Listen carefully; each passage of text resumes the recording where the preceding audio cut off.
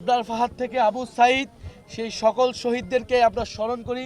ফ্যাসিবাদ বিরোধী লড়াইয়ে আন্দোলনের সময় গত ১৬ বছরে যারা গুম খুন এবং নির্যাতনের শিকার হয়েছে, আমরা সেই সকল শহীদ এবং সকল নির্যাতিত মানুষকে ধারণ করি। এই দেশ গড়তে জুলাই পদযাত্রায় আমরা সেই শহীদদের আকাঙ্ক্ষাকে ধারণ করছি। সেই শহীদরা যেই স্বপ্নের বাংলাদেশ দেখেছিল, যে স্বাধীন সার্বভৌম মর্যাদার বাংলাদেশ স্বপ্ন দেখেছিল, যে বাংলাদেশপন্থী রাজনীতির উত্থান তারা করতে চেয়েছিল, আমরা সেই রাজনীতি করতে চাই। দেশ গড়তে জুলাই পদযাত্রা শুরু হয়েছে। আমরা আজকে কুষ্টিয়াতে আছি এবং আমরা আছি আবরার ফাহাদের এলাকায়, আবরার ফাহাদের বাড়ির পাশে তার কবরস্থানে।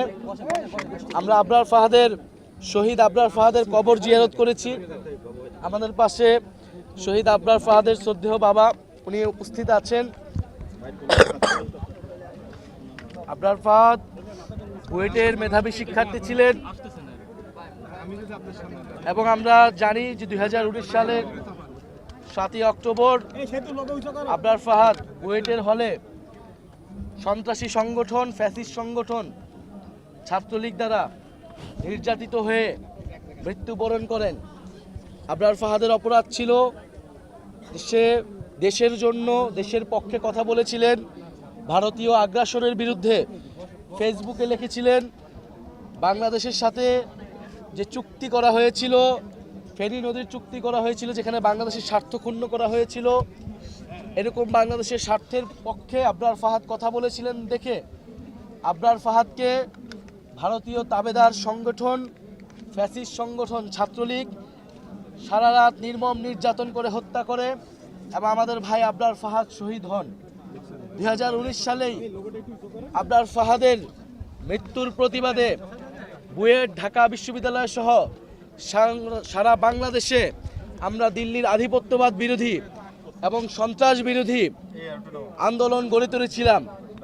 সেই আন্দোলন আমাদের যে ফ্যাসিবাদ বিরোধী লড়াই, সেই লড়াইয়ের অন্যতম মাইল ফলক ছিলেন।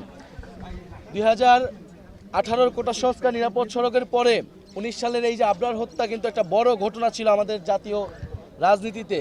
এবং আবরার ফাহাদের মৃত্যু এবং এই মৃত্যুর প্রতিবাদে যে আন্দোলন, সেই আন্দোলন কিন্তু বাংলাদেশের রাজনীতির মোড় ঘুরিয়ে দিয়েছিল এবং ভারতীয় আধিপত্যবাদ বিরোধী যে লড়াইটা আবার নতুন করে শুরু হয়েছিল। এবং আবরার ফাহাদকে আমরা বলেছিলাম যে আমাদের ভারতীয় আধিপত্যবাদ বিরোধী শহীদ এবং দিল্লি না ঢাকা সেই স্লোগান উঠেছিল সেই আবরার ফাহাদ হত্যার যে বিরোধী প্রতিবাদ মিছিল, সেই মিছিল থেকে। ফলে আজকের এই দিনে আমরা আবরার ফাহাদকে গভীর শ্রদ্ধার সাথে স্মরণ করছি, তার রুহের মাগফিরাত কামনা করছি। এবং আবরার ফাহাদের যেই পথ আমাদের দেখিয়ে গিয়েছে, বাংলাদেশপন্থী পথ, ভারতীয় আধিপত্যবাদ বিরোধী পথ, আগ্রাসন বিরোধী পথ, সেই পথেই আমরা জাতীয় নাগরিক পার্টি রাজনীতি করছে। সেই পথ ধরেই জুলাই গণ অভ্যুত্থান সংগঠিত হয়েছিল।